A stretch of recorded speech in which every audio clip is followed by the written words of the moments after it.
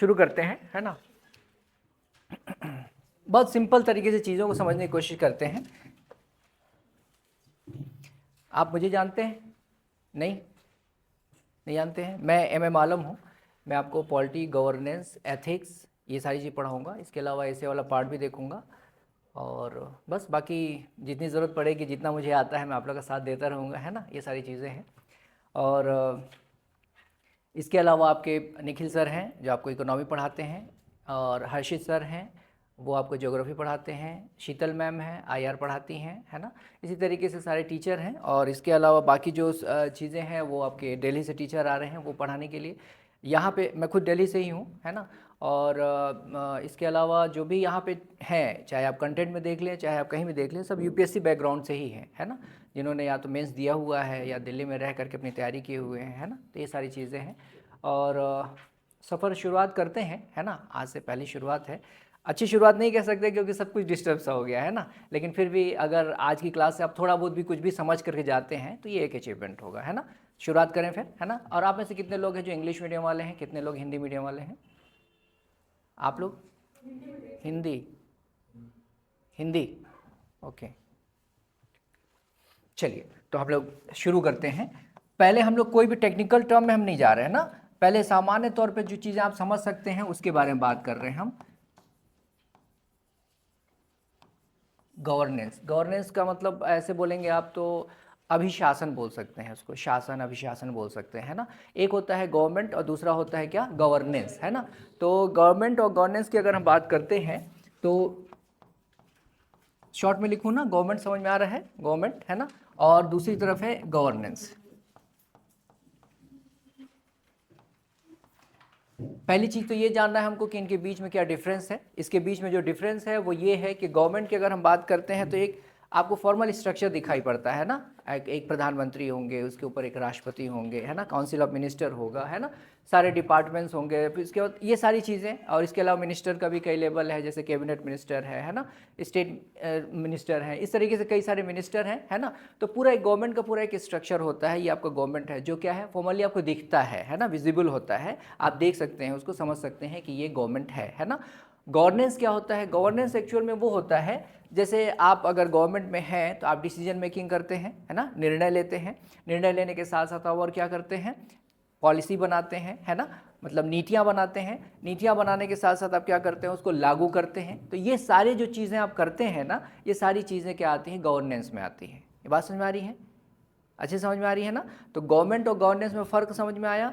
Government का मतलब ये है कि एक फॉर्मल स्ट्रक्चर है सरकार का, है ना, अलग अलग डिपार्टमेंट्स हैं, मिनिस्ट्रीज़ हैं, ये सारी चीज़ें हैं, और वो सब कुछ मिला करके आपका एक गवर्नमेंट बन रहा है। दूसरी तरफ गवर्नेंस वो है जो किया जाता है, जो किया जाता है इसका मतलब ये हुआ कि आप पॉलिसी बनाते हैं, आप डिसीजन लेते हैं, आप इम्प्लीमेंटेशन मतलब उसको लागू करते हैं, ये सारी चीज़ें करते हैं। और ये सारी चीज़ें लागू करके जो अपने देश में जो आपकी पॉलिटिकल मतलब राजनीतिक, है ना, सोशल, सामाजिक और इकोनॉमिकल, है ना, इकोनॉमिकल यानी आर्थिक, ये सभी जितने भी आपके मैटर्स हैं, जितने भी आपके ये सोर्सेज रिसोर्सेज हैं, मतलब संसाधन। थोड़ी बहुत इंग्लिश चलेगी टर्म में या कोई दिक्कत नहीं है ना, नहीं अगर समझ में आएगा पूछ लीजिएगा ना, ठीक है, जहाँ भी जिसको समझ में नहीं आएगा पूछ लेगा, सिंपल सिंपल टर्म्स है ना। तो ध्यान रखना है ये कि ये सारे जितने भी आपके देश में हैं उन सभी चीज़ों को क्या करना है, एक इस्तेमाल करना है, इस्तेमाल करके क्या करना है, उसका सारी चीज़ों को बेहतर तरीके से व्यवस्थित करना है, ऐसे व्यवस्थित करना है कि देश का डेवलपमेंट हो, है ना, विकास हो, है ना, इंपॉर्टेंट चीज़ है। अब आपको क्या है कि अभी मैं जहाँ तक मैं भी समझ पा रहा हूँ, बहुत ज़्यादा टेक्निकल टर्म्स में ना जाऊँ तो बेहतर है। मैं एक एग्जांपल लेकर के आपको समझाऊंगा तो आपको ज़्यादा अच्छे से समझ में आएगा, ठीक है ना। तो यहाँ कुछ चीज़ें मैं आपको बता दूँ ताकि आप एग्जाम्पल में चलें तो ज़्यादा अच्छे से चीज़ें समझ पाएँ। तो यहाँ तो ये बात समझ में आ गई, गवर्नमेंट और गवर्नेंस का मतलब आपको समझ में आ गया अच्छे तरीके से, क्या होता है क्या नहीं होता है, ये बात क्लियर हो रही है ना। ध्यान रखिएगा कि इसकी अपनी एक हायरार्की होती है, मतलब पद सोपान जिसको हिंदी में बोलते हैं, क्या होता है, पद सोपान यानी हायरार्की होती है। हायरार्की का मतलब यहाँ पे प्रधानमंत्री, अगर राष्ट्रपति है फिर प्रधानमंत्री है फिर काउंसिल ऑफ मिनिस्टर, इस तरीके से सारे एक पूरा क्रम बना रहता है ना सरकार का, है ना। तो हमेशा ध्यान रखिएगा कि इसका जो ये जो होता है कम्युनिकेशन जो होता है ना, डाउनवर्ड और अपवर्ड ज़्यादा होता है। मतलब क्या हुआ, यहाँ से क्या लेंगे, डिसीजन लेंगे, और वहाँ से डिसीजन ऑर्डर के फॉर्म में, आदेश के रूप में वो नीचे की तरफ चलेगा। सही बात है ना। और यहाँ से जो समस्याएं होंगी या फीडबैक होगा वो कहाँ जाएगा, नीचे से ऊपर जाएगा। ये बात समझ में आ रही है ना। इसका मतलब ये हुआ कि यहाँ पे जो चीज़ें आएंगी वो क्या होंगी, टॉप टू बॉटम, है ना, टॉप टू बॉटम यानी ऊपर से नीचे। ठीक है, टॉप टू बॉटम मतलब ऊपर से नीचे चीज़ें आ रही है ना। जबकि गवर्नेंस की बात किया जाए तो गवर्नेंस में क्या होता है, अगर इस तरीके से है तो यहाँ पे जो भी चीज़ें शुरू हो रही है यहाँ नीचे से ऊपर, मतलब बॉटम टू टॉप जाती हैं। यानी बॉटम टू टॉप का मतलब क्या हुआ, बॉटम टू टॉप का मतलब ये हुआ कि नीचे क्या समस्याएं हैं, नीचे जो भी चीज़ें हैं, एक्चुअल में जो ग्राउंड पे जो प्रॉब्लम है, रियलिटी है उसकी, उसको क्या करना है, नीचे से ऊपर लेके जाना है। मतलब ये हुआ कि यहाँ पे जितने भी नीचे के स्तर पे भी लोग हैं वो भी क्या होंगे, उसमें शामिल होंगे। यानी डिसीजन लेने में, पॉलिसी मेकिंग में, उसको इम्प्लीमेंटेशन में, हर जगह क्या होंगे, वो लोग शामिल होंगे। ठीक है ना, सब लोग शामिल होंगे। इसका मतलब ये हुआ कि यहाँ पे बॉटम टू टॉप यानी नीचे से ऊपर और यहाँ ऊपर से नीचे, ये चीज़ें शामिल होती हैं। ठीक है ना। थोड़ा सा कोई एक एग्जांपल लेते हैं शॉर्ट सा, उसके बाद उसको समझने की कोशिश करते हैं ताकि आपको आसानी से चीज़ें समझ में आए, है ना। जैसे छत्तीसगढ़ की अगर बात करें, छत्तीसगढ़ या देश की कोई भी समस्या ऐसी है जो आप ले सकते हैं। जैसे कोई समस्या छत्तीसगढ़ में अभी चल रहा है, यहाँ पे ज़बरदस्त एक आंदोलन चल रहा है ना, आदिवासियों के द्वारा जल जंगल ज़मीन के लिए, ऐसा है। ठीक है, तो अभी इसको ही हम समझ लेते हैं। तो छत्तीसगढ़ गवर्नमेंट है ना, यहाँ पे छत्तीसगढ़ गवर्नमेंट है और यूनियन गवर्नमेंट यानी केंद्रीय सरकार है। हाँ आ जाइए, यूनियन गवर्नमेंट है ना, ये क्या है, आपके गवर्नमेंट है। इसका मतलब ये है कि छत्तीसगढ़ गवर्नमेंट और आपकी केंद्रीय जो सरकार है वो दोनों की बात हम कर रहे हैं। तो यहाँ ध्यान रखने वाली बात ये है कि इन्होंने क्या किया है, कई सारे ऐसे कानून बने हैं, उसमें से एक कानून जिसका नाम है पेसा, है ना। ये जो पंचायती राज अधिनियम आया है ना, तो पंचायती राज अधिनियम का एक्सटेंशन है, इसका विस्तार है ना। ये इसका विस्तार किया गया है, इसी को ही नाम दिया गया है पेसा एक्ट, है ना। ध्यान रखिएगा, अभी बिल्कुल परेशान नहीं होना है ना। बोल चाल वाली भाषा वाली जो बात है वो मैं आपसे कर रहा हूँ ताकि आपको चीज़ें समझ में आने शुरू हो। देखिए यूपीएससी का जो प्रश्न होता है वो रट करके लिखने वाला एक भी नहीं होता है, ध्यान रखिएगा इस चीज़ को। आप चाहें कि रट करके कोई आंसर लिख दिया जाए तो वो नामुमकिन है, आप नहीं लिख सकते हैं उस चीज़ को, है ना। तो समझने वाली कोशिश कीजिएगा, और आप समझ करके अगर अपने लैंग्वेज में, अपनी भाषा में आपने कोई चीज़ लिखा है तो इसका मतलब ये है कि आपको पूरे नंबर मिलने वाले हैं। अदरवाइज रट करके कोई चीज़ लिखने के लिए आता भी नहीं है और आप कोशिश भी करेंगे रट करके लिखने का तो आपको नंबर नहीं मिलने वाला है। ठीक है ना। तो ध्यान रखिएगा, वहाँ पे मौलिकता का बहुत ज़्यादा ध्यान दिया जाता है, यानी ओरिजिनलिटी आपकी क्या है ना। तो इसलिए थोड़ा ध्यान रखना है इस चीज़ को। तो यहाँ पे हम जो बात कर रहे हैं उसको समझने की कोशिश कीजिएगा कि जैसे हम बात कर रहे हैं क्या कि अपने यहाँ यानी ये छत्तीसगढ़ में क्या हो रहा है, जल जंगल ज़मीन के लिए ज़बरदस्त तरीके का आदिवासी लोगों के द्वारा क्या हो रहा है, विरोध हो रहा है ज़बरदस्त तरीके से। हर जगह आप देख रहे हैं प्रदर्शन, और ख़ासकर दक्षिणी हिस्से में छत्तीसगढ़ के, है ना। तो आप ये देख रहे हैं।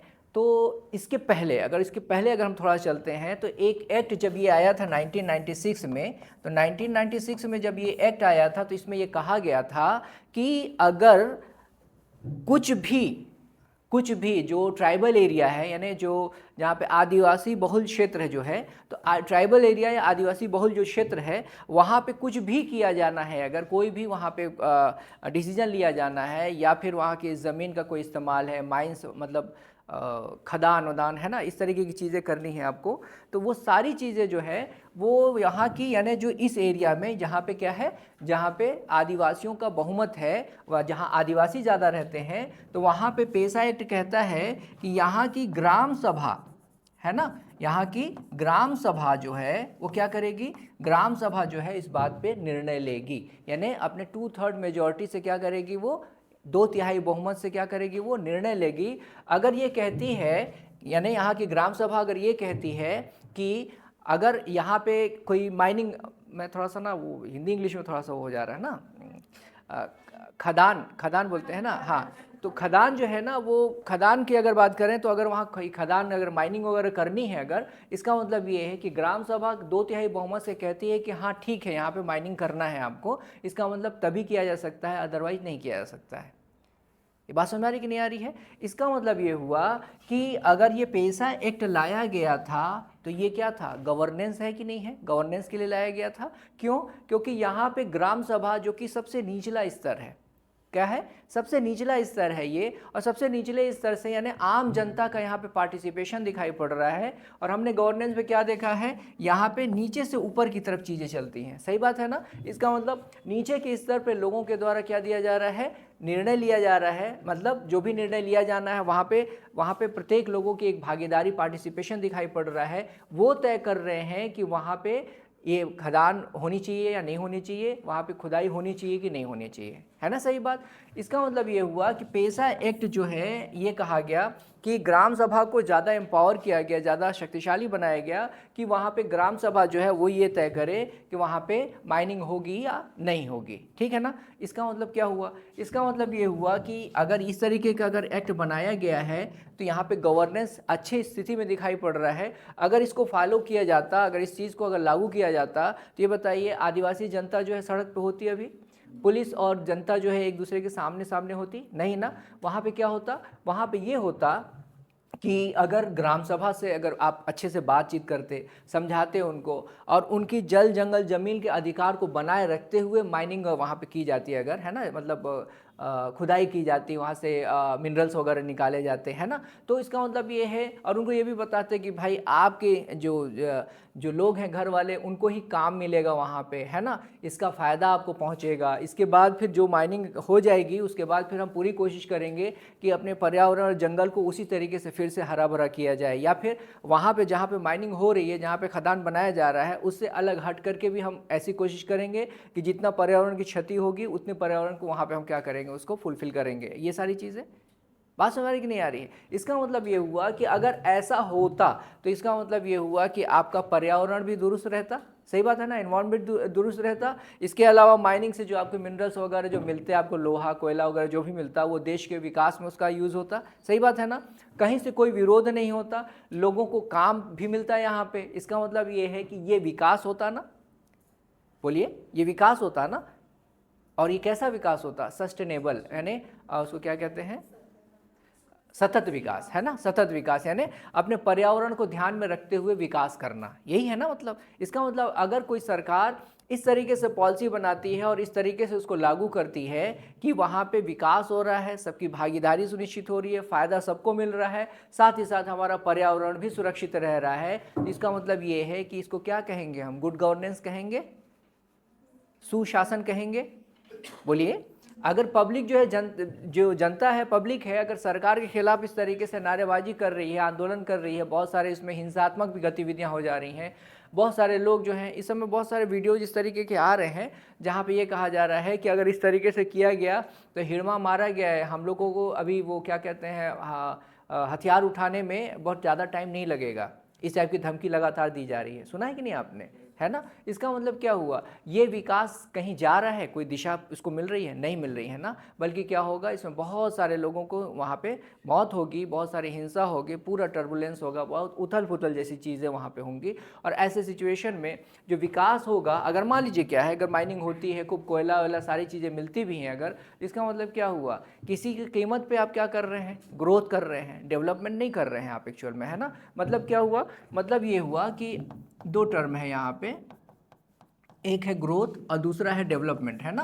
तो डेवलपमेंट का मतलब क्या होता है और ग्रोथ का मतलब क्या होता है, डेवलपमेंट और ग्रोथ, ग्रोथ का मतलब ये होता है कि आपके पास आज 100 रुपया था और बढ़ करके 200 रुपया हो गया, तो ये ग्रोथ हो गया आपका, ठीक है ना। लेकिन डेवलपमेंट की जब बात की जाती है ना, तो इसमें सामाजिक विकास भी होता है, यानी आपकी आर्थिक समृद्धि बढ़ रही है, लेकिन साथ ही साथ आपकी पर्सनालिटी डेवलपमेंट भी हो रहा है, आपके जो सुविधाएं हैं वो भी बढ़ रही है, आपका एजुकेशन बढ़ रहा है, आपका गुड हेल्थ हो रहा है ना। ये सारी चीज़ें अगर हो रही है, इसका मतलब संपूर्ण जो एक आपका डेवलपमेंट हो रहा है वो डेवलपमेंट पे आता है। और सिर्फ आर्थिक अगर वृद्धि हो रही है, यानी 100 रुपये से 200 रुपये आपकी वृद्धि हो गई, इसको सिर्फ ग्रोथ कहा जाता है। इसका मतलब ये हुआ कि अब यहाँ पे बताइए, गुड गवर्नेंस ना होने की वजह से जनता जो है सड़कों पर उतर आई है, पुलिस और जनता आमने सामने आ रही हैं, बहुत सारा टर्बुलेंस चल रहा है। ऐसे में क्या होगा, ऐसे में ये होगा कि एक्चुअल में वो आप अगर माइनिंग वहाँ पे पुलिस के बल पे अगर आपने माइनिंग वगैरह अगर वहाँ शुरू भी करा दिया, खूब पैसा आ भी रहा है, आप बेच रहे हैं, खूब एनर्जी प्रोड्यूस कर रहे हैं, सारी चीज़ कर रहे हैं,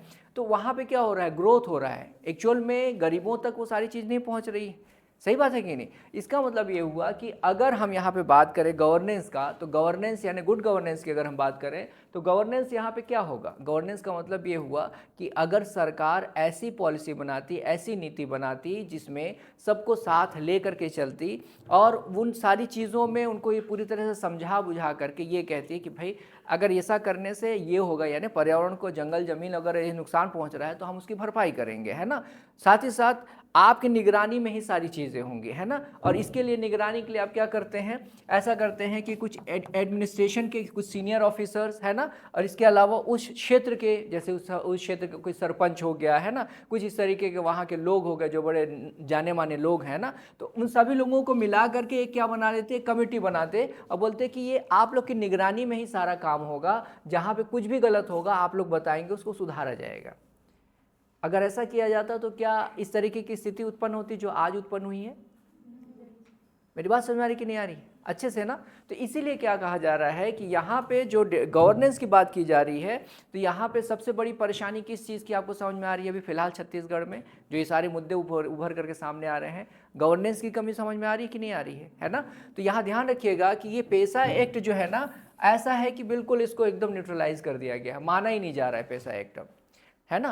वही कहा जा रहा है वहाँ पे, जैसे मैंने कई सारे वीडियोज़ ऐसे देखे कि छत्तीसगढ़ के जो ट्राइब्स हैं, वहाँ के जो आदिवासी हैं, इस बात को कह रहे हैं कि पेसा एक्ट वगैरह सब कुछ है, आप लोगों ने सब कुछ किनारे कर दिया है, ग्राम सभा के पास जो पावर है उस ग्राम सभा का आपने एकदम बिल्कुल किनारे कर दिया है, कोई सुनवाई नहीं हो रही है, ये किस तरीके की सरकार चला रहे हैं आप। ठीक है, बात समझ आ रही कि नहीं आ रही है। इसका मतलब ये है कि अगर यहाँ पे गवर्नेंस को गुड गवर्नेंस के तौर पे अगर लागू किया जाता तो जाहिर सी बात है कि ये स्थिति नहीं आती, आप माइनिंग भी कर पाते, अपने एनवायरनमेंट को भी आप सुरक्षित रख पाते, लोगों को रोजगार भी मिलता, वो सारी चीज़ें होती जिससे क्या हो, सबको एक बराबर विकास मिलता, सबकी भागीदारी होती, न सिर्फ उस विकास की प्रक्रिया में बल्कि उससे जो लाभ होता वो भी सबको मिलता, बराबर मिलता। इसका मतलब ये है कि देश का विकास, क्षेत्र का विकास ज़्यादा बेहतर तरीके से होता। सही बात है कि नहीं, सोचिए समझिए इस चीज़ को, ठीक है ना। तो मैं जो आपको समझाना चाह रहा था शायद आपको समझ में आई बात, ये बहुत सिंपल सी बात है ना। आज हम लोग कोई ऐसा बहुत डेप्थ में जाने की कोशिश नहीं कर रहे हैं, बस वही बातें करेंगे आज जिसमें आपको चीज़ें आपको समझ में आने लगे, है ना। तो गवर्नेंस का क्या मतलब हुआ, सीधा सीधा क्या मतलब हुआ गवर्नेंस का, कौन बताएगा। गवर्नेंस का सीधा सीधा मतलब क्या हुआ, सीधा सीधा मतलब ये हुआ कि सरकार जो है इस तरीके से काम करे जिससे क्या हो, लोगों का ज़्यादा से ज़्यादा साथ मिले, उसमें डिसीजन मेकिंग में, पॉलिसी मेकिंग में, उसकी इम्प्लीमेंटेशन में, सब कोई उसमें साथ दें, है ना। उनको पूरे भरोसे में लिया जाए, भरोसे में इस तरीके से लिया जाए कि आप साथ दीजिए, कहीं कोई चीज़ भी गड़बड़ नहीं होगी, आपकी पूरी निगरानी में ही सारी चीज़ें होगी, और इससे जो फ़ायदा होगा उस फ़ायदा का वितरण जो होगा उसमें आप भी शामिल होंगे, आप भी मुख्य धारा में ही होंगे, और इस तरीके से क्षेत्र का, लोगों का, देश का, सबका विकास होने वाला है। ठीक है, आप ठगे नहीं जाएंगे, किसी भी तरीके से नहीं ठगे जाएंगे। अभी बताइए, आप इस तरीके के गवर्नमेंट रहे, अगर इस तरीके की गवर्नेंस चलाई जाए तो इसका मतलब कहीं कोई प्रॉब्लम रहेगी क्या, नहीं ना। अगर ऐसा नहीं किया जा रहा है इसका मतलब प्रॉब्लम ही प्रॉब्लम है ना। मतलब ये है कि यहाँ पे इंटेंशन गवर्नमेंट का कुछ और लग रहा है, तभी तो ऐसी चीज़ें हो रही है ना। तो इसलिए थोड़ा ध्यान रखने वाली बात ये है कि इस तरीके के जो केसेस आएंगे आपके सामने तो उसकी एनालिसिस, क्योंकि न्यूज़पेपर में बहुत सारी चीज़ें आ रही होंगी ना अभी। अब आपसे क्या है, इतना बर्निंग इशू है, ये इतना ज्वलन मुद्दा है कि इस पर आपके क्वेश्चन बनने ही बनने हैं, हमेशा ध्यान रखिएगा, इस पर क्वेश्चन बनना ही बनना है। इसका मतलब ये है कि आपसे अगर एक सवाल ये किया गया कि छत्तीसगढ़ में जो इस वक्त चल रहा है सारी चीज़ें, आप क्या मानते हैं मुख्य समस्या क्या है, मेन प्रॉब्लम क्या है, क्या बताएंगे आप। वेरी गुड, गवर्नेंस की प्रॉब्लम है। ठीक है, तो अब जब इतनी समझ में आ गई है बातें, तो चलिए अब शुरू करते हैं कि आप सलाह क्या क्या देंगे। फिर आप सबको बोलना है ना, ध्यान रखिएगा, सबको बोलना है। और देखिए, यूपीएससी का प्रश्न बहुत अप्लाइड होता है, कुछ भी आपको रटना नहीं है, ध्यान रखिएगा इस चीज़ को, है ना। अब आपको क्या करना है, अब आपको इसमें पार्टिसिपेशन करना है, मतलब क्लास में भी गुड गवर्नेंस होना चाहिए, ठीक है ना। आपके पार्टिसिपेशन इसमें होना चाहिए, पार्टिसिपेशन गवर्नेंस में बहुत ज़्यादा इंपॉर्टेंट चीज़ है ना। तो अब आप लोग थोड़ा बताएं ज़रा क्या क्या होना चाहिए यहाँ पे, जो प्रॉब्लम है ना अभी छत्तीसगढ़ की, तो उस छत्तीसगढ़ की प्रॉब्लम को शट आउट करने के लिए ऐसी क्या चीज़ें करनी चाहिए थी जो गवर्नमेंट के द्वारा अभी तक नहीं किया गया है।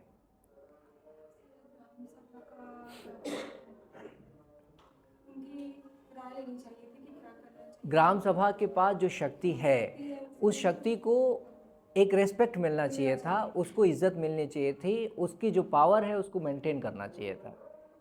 ठीक है, मतलब ग्राम सभा के साथ इतनी पावर जोड़ दी गई है पेशा एक्ट के द्वारा कि अगर वहाँ की ग्राम सभा, उस क्षेत्र की ग्राम सभा अगर ये कहती है कि नहीं यहाँ माइनिंग नहीं हो सकता है, इसका मतलब वहाँ माइन नहीं किया जा सकता था।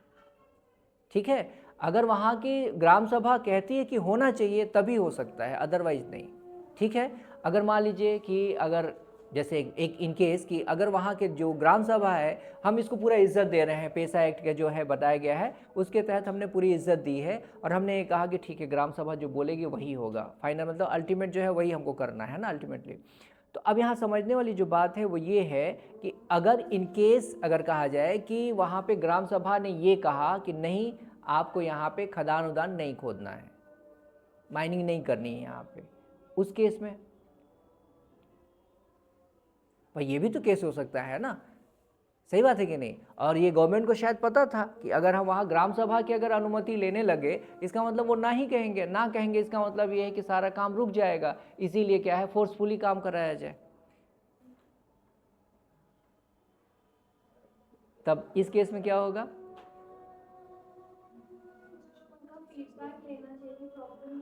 हाँ, good, very good, very good. आपको उनके साथ बैठ के देखिए, बहुत अच्छा तरीका होता है बातचीत करने का, ठीक है ना, बैठ के आप बातचीत करेंगे और जब उनका जो भी भाई जो भी डाउट्स होंगे उसको आप क्लियर कीजिए कि आप ये गलत सोच रहे हैं, ऐसा नहीं होगा। और दूसरी बात ये है कि आपका पूरा पार्टिसिपेशन यहाँ पे इंश्योर किया जा रहा है, आपकी भागीदारी सुनिश्चित की जा रही है कि यहाँ पे कोई भी डिसीजन लेना है तो आप शामिल रहेंगे, और काम अगर शुरू हो रहा है तो उस काम की निगरानी में भी आप शामिल रहेंगे, उस कमेटी में आप रहेंगे, आपके लोग रहेंगे। ठीक है, कहीं भी कोई गलत अगर चीज़ें आपको दिखाई पड़ रही हैं या आपको कहीं लगता है कि हमारा नुकसान हो रहा है तो आप तुरंत अपनी वो जो आपकी निगरानी करने वाली जो टीम है वो बताएगी, उसके बाद हम लोग उस पर सारी मिलकर बात करेंगे, उसको सही करेंगे कहीं गलत अगर हो रहा है तो। सही बात है कि नहीं? ठीक है, और इसके अलावा और क्या क्या करेंगे? बातें तो सारी मैंने बता ही दी हैं, आप थोड़ा सा और कुछ अगर एक आध पॉइंट उसमें ऐड कर दें तो ज़्यादा अच्छा है।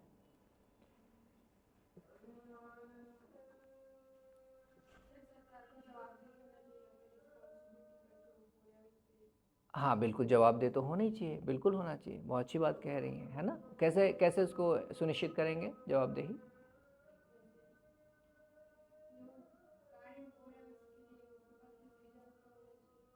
हाँ, रीज़न आप समझाएंगे, सारी बातें बताएंगे, ठीक है, अच्छी बात कह रहे हैं, ठीक है। और कोई कुछ कहना चाह रहा है? नहीं, कोई बात नहीं है, पहला दिन है तो पहले दिन में सारी चीज़ चलती है, कोई दिक्कत नहीं है ना। बस इंपॉर्टेंट चीज़ ये है कि मैं आपको जो गवर्नेंस के बारे में थोड़ी सी बात समझाना चाह रहा था, शायद आपको समझ में आ गई है ना। बस इतना ही समझना है आपको, आज पहला दिन है तो इतना ही समझना है, इससे ज़्यादा नहीं समझना है आपको, ठीक है ना। इससे ज़्यादा समझेंगे तो फिर मेरी ज़रूरत ख़त्म हो जाएगी ना, मैं अपनी ज़रूरत ख़त्म नहीं करना चाहता हूँ, ठीक है। ठीक है ना। ठीक है, तो यहाँ पे जो समझना चाह रहे थे हम लोग वो हम लोग समझ चुके हैं। इसके अलावा कोई और ऐसी प्रॉब्लम हो जिसके बारे में आप बात करना चाहते हो, जो देश में आपको लग रहा है कि यहाँ बहुत बड़ी कमी है, अगर वहाँ पे गवर्नेंस आप देखना चाहते हैं तो कोई ऐसी घटना है जिसके बारे में आप बात करना चाह रहे हैं? जैसे आप लोग नहीं कर रहे हैं, मैं ही कर लूँ। एक बड़ी समस्या बेरोजगारी का है ना, बेरोजगारी का कि नहीं है? बेरोजगारी का है ना। तो अब इसका मतलब ये हुआ कि गवर्नेंस, यहाँ पे सबसे बड़ी प्रॉब्लम क्या है? गवर्नेंस की प्रॉब्लम है। क्या प्रॉब्लम है? गवर्नेंस की प्रॉब्लम है। इसका मतलब ये है कि आपने सही पॉलिसी नहीं बनाई है, सही डिसीजन नहीं लिया है, सही इम्प्लीमेंटेशन नहीं किया है, लोगों का पार्टिसिपेशन उसमें नहीं है, ये सारी चीज़ें वहाँ कमी के तौर पर है ना। तभी आपके यहाँ क्या हो रहा है, इतनी बेरोजगारी जो 45-50 साल की सबसे बड़ी बेरोजगारी नज़र आ रही है आपके पास, है ना। इसका मतलब ये है कि अब यहाँ पे क्या करना होगा?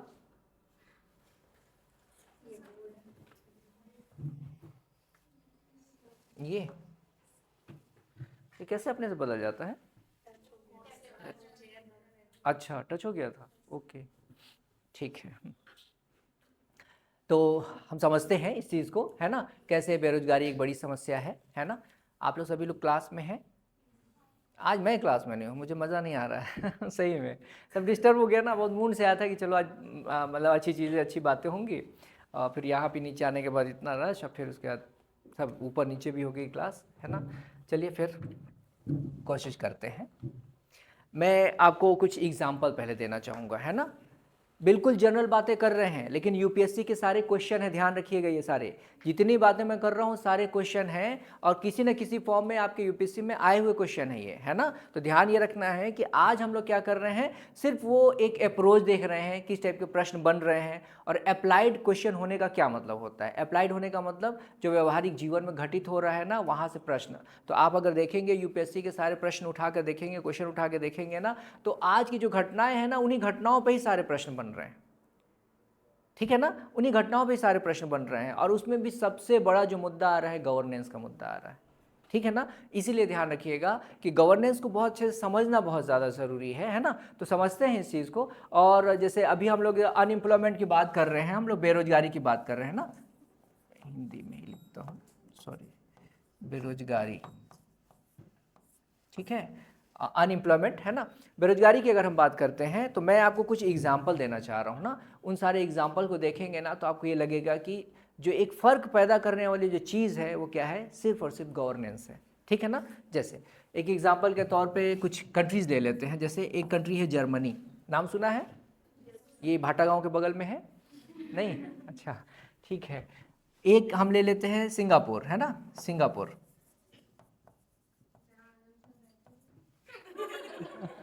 हाँ बिल्कुल बिल्कुल, एक सिंगापुर ले लेते हैं और एक आगे एग्जांपल और ले लेते हैं। और किसको ले लें हम, साउथ कोरिया को ले लेते हैं ना।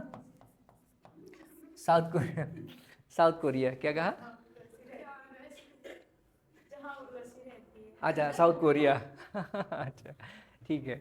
तो ये 3 कंट्री ले लेते हैं और डेट थोड़ा ध्यान रखिएगा। ये सभी के सभी, जैसे अगर साउथ कोरिया की अगर हम बात कर रहे हैं तो 1966 की बात कर रहे हैं, जर्मनी की बात कर रहे हैं तो 1960 से लेकर के 69 तक की बात कर रहे हैं, क्योंकि द्वितीय विश्व युद्ध के बाद की बात हो रही है ना, सेकेंड वर्ल्ड वॉर के बारे में। और यहाँ पे भी बात कर रहे हैं तो 1960 से ही बात कर रहे हैं। भारत को आज़ाद हुए कितना हुआ टाइम, 1947, 1950 से हमारा जो है वो कॉन्स्टिट्यूशन इम्प्लीमेंट हुआ था, है ना, कमिटमेंट हुआ था। तो अब यह ध्यान रखने वाली बात है कि ये बहुत ज़्यादा लंबा गैप तो नहीं है ना, ये 50-60 के बीच की बात है ये, है ना। इसका मतलब ये है कि हमारा देश जो है इतने सालों में हम कहाँ पहुँचे हैं आज, ठीक, हम कहाँ पहुँचे हैं। और अगर जर्मनी की बात करें, सिंगापुर की बात करें और साउथ कोरिया की बात करें तो वो कहाँ से कहाँ पहुँच गए, ठीक है। जैसे अगर ये बात करें 1966 में साउथ कोरिया का जो पर कैपिटा इनकम था वे $72 था पर एनम, है ना, सालाना, जिसको वार्षिक रूप से जब कहते हैं ना। तो यहाँ पे $72 प्रति ईयर, प्रति वर्ष, है ना, प्रति वर्ष जो है वो क्या था, इनका पर कैपिटा इनकम था, मतलब प्रति व्यक्ति आय थी, है ना, प्रति व्यक्ति आय थी। तो अब यहाँ समझने वाली बात ये है कि 1966 और आज कितना है, 2026 है ना। तो 2026 की अगर बात करें, सॉरी 26 की बात करें तो हम अभी कितना है यहाँ पे, अब जो है ना वो $37,000 है। डॉलर में तो समझ रहे हैं ना, इतनों को 90 से मल्टीप्लाई कर दीजिए, ठीक है ना, कितना हो गया। और हमारे देश में कितना है, प्रॉपर तरीके से $1,00,000, $1,00,000 भी नहीं कहना है, कितना है हमारा पर कैपिटा इनकम के प्रति व्यक्ति आय कितनी है अभी, लगभग 1,00,000 के आसपास है सालाना, यही है ना। तो अब इसका मतलब ये हुआ कि अभी समझने वाली बात ये है कि जो साउथ कोरिया है, अगर वहाँ की बात करें, वहाँ से लेकर के यहाँ तक का जो उनका दौड़ है, अगर इसकी बात करें हम, वैसे जर्मनी आपको ये पता होगा कि सेकेंड वर्ल्ड वॉर के बाद सबसे ज़्यादा टूटा कौन था, जर्मनी, हिटलर का देश तो वही था ना। इसका मतलब पूरी तरह से बर्बाद था, पूरी दुनिया उसके ऊपर अटैक करके एकदम बर्बाद कर चुकी थी, है ना। अब ये बताइए आप कि जर्मनी की आज के समय की अगर हम बात करें तो दुनिया में किस नाम से जाना जाता है, विकसित देश के रूप में जाना जाता है, डेवलप कंट्रीज़, है ना। इसके अलावा यहाँ पे जितनी भी करोड़ों की जो कारें बनती हैं ना वो यहीं बनती हैं, सही बात है ना। इसके अलावा आप देखेंगे क्या कि जितनी भी चीज़ें हैं, मतलब जितनी भी टेक्नोलॉजी वाली चीज़ें हैं, सब चीज़ें आपको यहीं से दिखाई पड़ेंगी। यानी जर्मनी जो है पूरी दुनिया में एक नाम है, किस चीज़ का, एक विकसित देश के रूप में नाम है। और यहाँ का पर कैपिटा इनकम कितना है, इतना है जितना कि मतलब हम सोच भी नहीं सकते, ठीक है ना। तो इसका मतलब ये हुआ कि ऐसा क्या किया इन्होंने कि आज जो है हम अभी वहीं के वहीं हैं, बल्कि और ज़्यादा डिक्लाइन हो रहा है। आप देखिए अपना रुपया कहाँ चला गया है, सही बात है नहीं? और इसके अलावा हमारे देश में बेरोजगारी की दर कितनी हो गई है, सोच के देखिए ज़रा। साइंटिफिक टेम्परामेंट जैसी चीज़ हमारी ख़त्म होती चली जा रही है ना? रिसर्च वगैरह जैसी चीज़ें जो है बड़ी मुश्किल दौर में है। इसका मतलब ये हुआ कि अब ये बताइए आप कि यहाँ जर्मनी और अपने देश की हम बात करें तो हमारे यहाँ रिसोर्सेज तो वहाँ से ज़्यादा ही था ना, हर तरीके के रिसोर्स हमारे पास ज़्यादा है भाई, इनके पास नहीं था उतना रिसोर्स, है ना, संसाधन जिसको बोलते हैं, इतने संसाधन इनके पास नहीं जितने हमारे पास, है ना। उसके बावजूद जो है हम कहीं नहीं पहुंच रहे हैं और ये कहाँ से कहाँ पहुंच गए। इसका मतलब जो एक बड़ा फ़र्क है वो क्या है, एक बड़ा फ़र्क जो है वो क्या है, गवर्नेंस का है। गवर्नेंस का ना मतलब ये है कि वहाँ पे उन लोगों ने गवर्नेंस मैंने शासन बहुत अच्छे से चलाया है और हम बहुत अच्छे से शासन नहीं चला पाए। ये बात और है कि हमारे यहाँ की परिस्थितियाँ कुछ अलग टाइप की हैं, तो शासन कार्य को ठीक से चलाने में भी कई सारी चीज़ें परिस्थितियाँ भी जिम्मेदार होती हैं ना। जैसे हमारे यहाँ जाति व्यवस्था है ना, जैसे हमारे यहाँ बहुत ज़्यादा अशिक्षा है, लोगों की सोच जो है बहुत भाग्यवादी है, तो बहुत सारी चीज़ें हैं जिसकी वजह से भी हम पिछड़े रह गए। इसका मतलब ये हुआ कि कुछ चीज़ें अगर हम किनारे कर भी दें तो भी बहुत लंबा गैप है ये, है ना, 75-80 साल का गैप है। 75-80 साल में कुछ तो हम बेहतर कर पाते हैं, लेकिन हम नहीं कर पा रहे हैं ना। तो ध्यान रखने वाली बात यह है कि इन्होंने अपना पूरा एजुकेशन सिस्टम को, अपनी पूरी इंडस्ट्री को, मैन्युफैक्चरिंग को इतना अच्छे से उसको कोरिलेट किया है, इतने अच्छे से वो लेकर के चले, इतनी अच्छी पॉलिसी बनाए हैं, इतना अच्छा डिसीजन मेकिंग किए हैं कि अब उस आधार पे ये क्या हो गए हैं इनके यहाँ। अगर ये कहा जाए ना, जैसे एक इन्होंने डुअल एजुकेशन बनाया, एक मैं छोटा छोटा आपको एग्जाम्पल दे रहा हूँ ना, डुअल एजुकेशन बनाया पॉलिसी, डुअल एजुकेशन पॉलिसी, दोहरी शिक्षा नीति, है ना, दोहरी शिक्षा नीति, है ना। एक यहाँ पे 1969 में एक लीडर आए थे ब्रंट ने क्या किया था, वो गजब की चीज़ें वो लेकर के आए, उन्होंने एकदम नए तरीके से सारी चीज़ें की और उसके फ़ायदा उनको बहुत मिला, है ना। तो अब समझिए ज़रा इस चीज़ को कि ये लोग क्या करते हैं, ये लोगों ने पॉलिसी बनाई, क्या पॉलिसी बनाई कि जो एजुकेशन सिस्टम है उस एजुकेशन सिस्टम में हमको क्या करना है, हमको ये करना है कि जो बच्चे होंगे ना वो अपनी पढ़ाई जो करेंगे, अगर वो 100% टाइम की बात की जा रही है तो इस 100% टाइम में से 70% वो कहाँ बिताएंगे, कारखानों में बिताएंगे अपना टाइम, ठीक है। 30% वो थ्योरी पढ़ेंगे क्लासरूम में, 70% वो कहाँ रहेंगे, फैक्ट्री में रहेंगे। मेरी बात समझ आई कि नहीं आई? इसका मतलब ये हुआ कि इन्होंने अपने एजुकेशन सिस्टम के लिए पॉलिसी ऐसी बनाई। अभी बताइए पॉलिसी जैसी चीज़ क्या है, गवर्नेंस का पार्ट है ना, है ना। इसका मतलब एजुकेशन पॉलिसी उन्होंने ऐसी बनाई है, इसका मतलब गवर्नेंस उन्होंने अच्छा किया ना। तभी तो आज उनके यहाँ अगर टोटल अगर एम्प्लॉयमेंट की बात किया जाए, कुल रोजगार की बात किया जाए, तो 80% लोगों को रोजगार इसी सिस्टम की वजह से मिलता है, बाकी 20% रोजगार दूसरे तरीके से मिलता है, लेकिन 80% रोजगार आज भी उनको इसी सिस्टम से मिलता है वहाँ के लोगों को। ठीक है, बात समझ आ रही कि नहीं आ रही है? हमारे देश में कोई ऐसी एजुकेशन पॉलिसी है नहीं, है ना। हमारे यहाँ सिर्फ यही हो रहा है कि राष्ट्रभाषा क्या होगी, राष्ट्रभाषा क्या नहीं होगी, इसी पे लड़ाई चल रही है। सोच के देखिए कितना, मतलब किसी चीज़ से हमें परवाह नहीं है, हमको कोई परवाह नहीं है कि हमारे लोग बेरोजगार हैं, हमको ये परवाह नहीं है कि हम पिछड़ रहे हैं, हमको ये नहीं परवाह है कि हमारे लोग बेरोजगार हो रहे हैं, तो बेरोजगार होकर करेंगे क्या, क्राइम ही तो करेंगे। सही बात है कि नहीं? आप ही लोग अगर पढ़ लिख जाएं, सब कुछ कर लें, बहुत अच्छे से स्किल आपका डेवलपमेंट हो जाए, आप इंजीनियर बन जाएं, डॉक्टर बन जाएं, डॉक्टर लोग तो खैर कहीं भी कमा लेंगे, इंजीनियर बन जाएं तो क्या होगा, दिल्ली चले जाइए, 8,000 10,000 की नौकरी कर रहे हैं हमारे यहाँ इंजीनियरिंग का डिग्री लेके लोग। सही बता रहा हूँ मैं। अब ये बताइए जिसके पास स्किल है लेकिन करने को कुछ नहीं है, तो इसका मतलब ये है कि उसके जो स्किल है वो कहाँ जाएगा, रॉन्ग डायरेक्शन में जाएगा ना, गलत दिशा में जाएगा ना। वो क्या बनाएगा, बंदूक बनाएगा, विस्फोटक कुछ बनाएगा, है ना, यही सारी चीज़ बनाएगा और क्या करेगा। सही बात है कि नहीं? तो इसका मतलब ये हुआ कि ये सारी चीज़ें समझने वाली बात है। इसका मतलब ये हुआ कि अगर अपने देश की समस्या के बारे में बात करें, आपसे कोई अगर एक लाइन में पूछे कि सबसे बड़ी जो कमी है वो क्या है, तो क्या बताएंगे आप, गवर्नेंस की। ठीक, गवर्नेंस की। अब चलिए हम लोग क्या बनाते हैं, एक पॉलिसी बनाते हैं। ठीक, किस चीज़ की पॉलिसी बनाई जाए बताइए। अब ध्यान रखना है ना, मैं अगर आपको एग्जांपल दे रहा हूं तो क्यों दे रहा हूं, अगर मान लीजिए क्या है, ऐसा कोई क्वेश्चन अगर आपसे बनता है तो आपको ना विदेशों के एग्जाम्पल देने पड़ेंगे कि उनके यहाँ गवर्नेंस में क्या किया गया जिसका इतना अच्छा डेवलपमेंट जिसकी वजह से हुआ है ना। तो जब आपको एग्जाम्पल लिखना होगा, अपने यहाँ कोई सलाह देना होगा, तो ये सब एग्जाम्पल आपको देने पड़ेंगे, ध्यान रखिएगा इस चीज़ को। चाइना ने क्या किया है देख रहे हैं आप, जैसे मैं आपको एक बात बता रहा हूँ ना, जैसे वेनेजुएला की बात करें अगर अभी ना, तो आप लोग अगर दुनिया देख रहे हैं, अगर बात आप लोग को समझ में आ रही है ना मेरी, कि नहीं आ रही है? बहुत सिंपल सी बातें कर रहा हूँ, आज मैं सब्जेक्ट में जा ही नहीं रहा हूँ। मैं आपको सिर्फ ये बताना चाह रहा हूँ कि यूपीएससी जो है ना, अगर आप न्यूज़पेपर, अच्छे मैगजीन और देश दुनिया से अगर बाखबर हैं आप, तो इसका मतलब ये है कि आप यूपीएससी के लगभग 60% क्वेश्चन आप कर सकते हैं। इतना आसान है। लेकिन आपको पढ़ा लिखा होना ही नहीं, बल्कि पढ़ा लिखा दिखना भी पड़ेगा। मतलब पढ़ा लिखा जाहिल नहीं होना होगा। सुना है आपने पढ़ा लिखा अनपढ़? पढ़ा लिखा अनपढ़। तो हमारे यहाँ जो शिक्षा व्यवस्था है ना, वो क्या प्रोड्यूस करती है? पढ़े लिखे अनपढ़।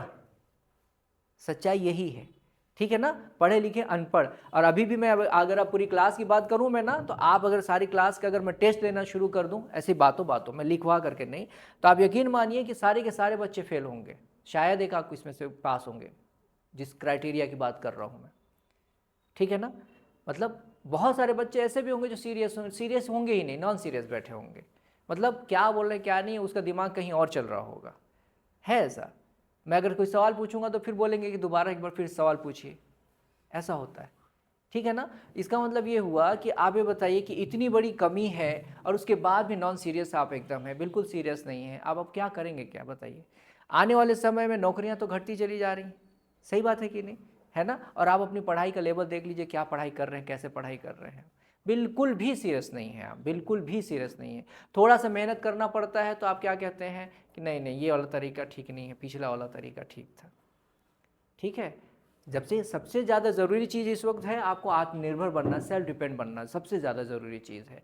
इसका मतलब ये है कि जब मैंने कहा कि आप अगर पूरी दुनिया के साथ अवेयर हैं, अपने देश और दुनिया की घटनाएं बहुत अच्छे देख रहे हैं, आपका अच्छा अप्रोच डेवलप है, उसके बाद आप ये सारी चीज़ें देखते हैं, सोचते हैं, समझते हैं और एनालिसिस करते हैं, आप यूपीएससी के 60% क्वेश्चन कर सकते हैं आप।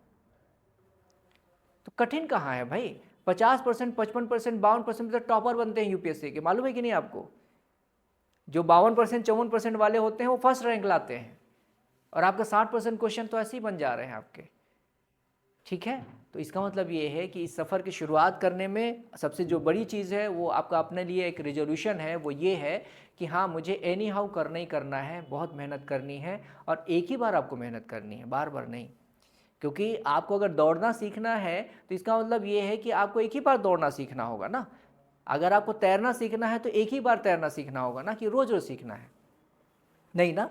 तो तैरना अगर आप सीख जाते हैं, उसके बाद प्रैक्टिस करते रहते हैं, तो फिर आप और तेज़ी से दौड़ने लगते हैं, आप गोल्ड मेडलिस्ट हो सकते हैं उस मामले में फिर। सही बात है कि नहीं? तो यही चीज़ें चाहिए आपको, ठीक है ना? और टीचर कितना अच्छा है ये बहुत इंपॉर्टेंट नहीं है, आप कितने अच्छे हैं, यानी स्टूडेंट कितना अच्छा है, ये सबसे ज़्यादा इंपॉर्टेंट चीज़ है।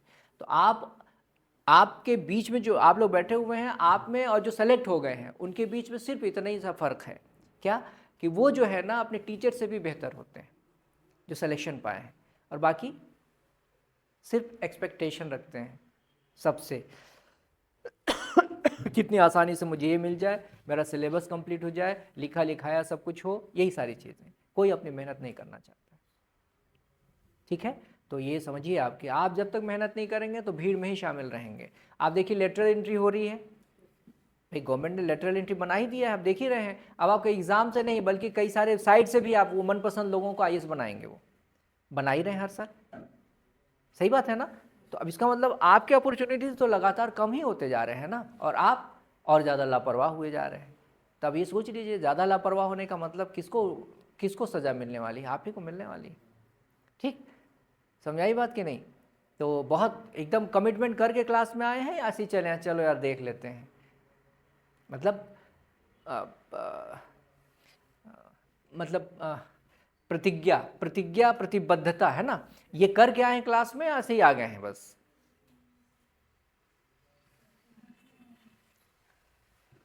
एकदम प्रतिबद्धता, मतलब वो वाली प्रतिबद्धता कि प्रतिज्ञा, मतलब मैंने कमिटमेंट कर ली तो मैं अब खुद की भी नहीं सुनता, ऐसा वाला सलमान खान वाला एक डायलॉग है ना।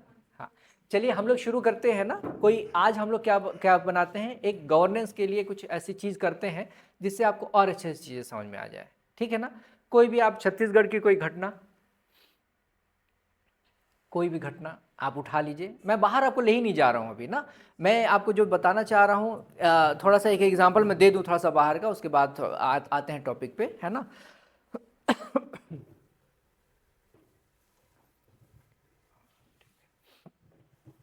जैसे वेनेजुएला की बात कर रहे हैं ना, अभी आप ना इंडिया और चाइना की जब बात करते हैं ना, तो इंडिया चाइना के सामने कहीं खड़ा नहीं है, आपको पता है बात, मतलब कुछ भी नहीं है, बस इतना समझ लीजिए आप, ठीक है ना।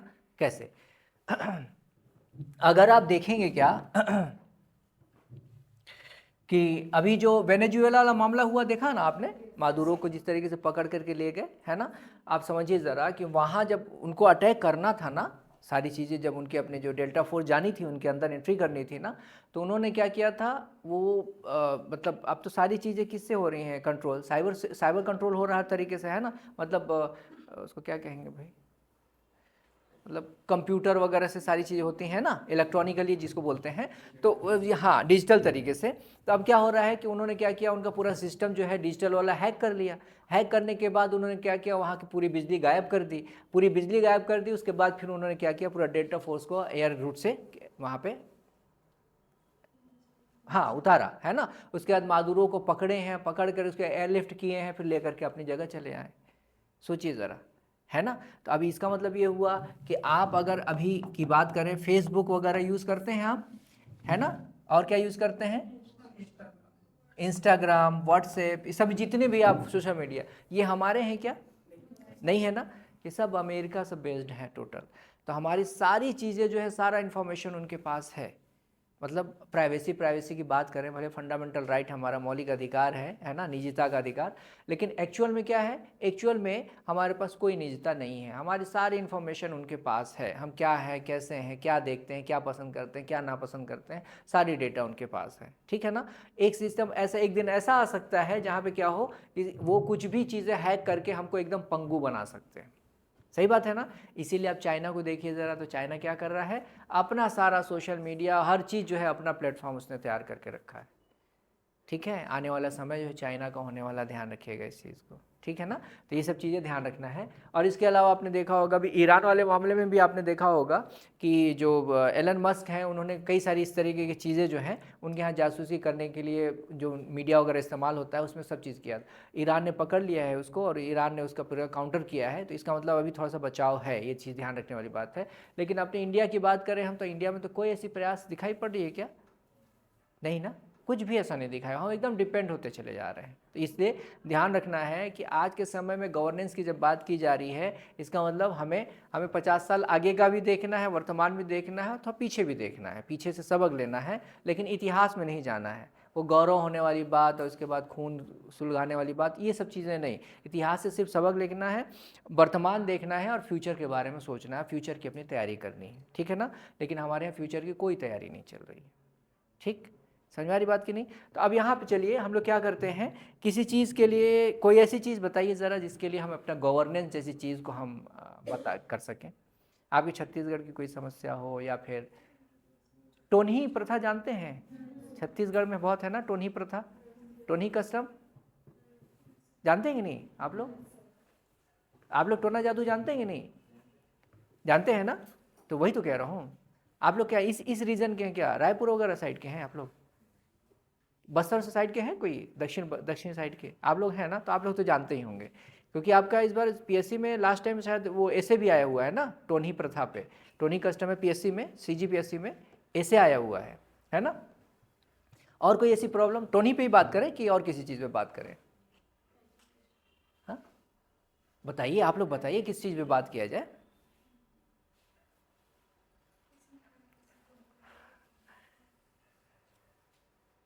एजुकेशन पे, अनएम्प्लॉयमेंट पे, इंडस्ट्रियल डेवलपमेंट पे, माइनिंग पे, एजुकेशन, ठीक है चलिए। या टोनी, मैं आपको थोड़ा सा ग्राउंड लेवल पे जाके बताता हूँ। चलिए टोनी पे ही बात करते हैं ना। टोनी पे आप एक एडमिनिस्ट्रेटिव ऑफिसर हैं, तो कैसे उस चीज़ को हैंडल करेंगे, है ना। तो अब यहाँ पे गवर्नेंस की बात करते हैं ना।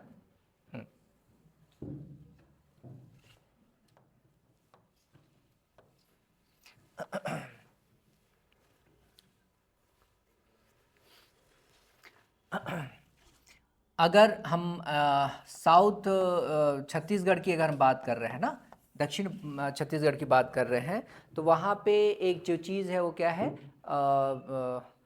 टोनही कस्टम, टोनही प्रथा जो है वहाँ का, है ना, टोनही प्रथा।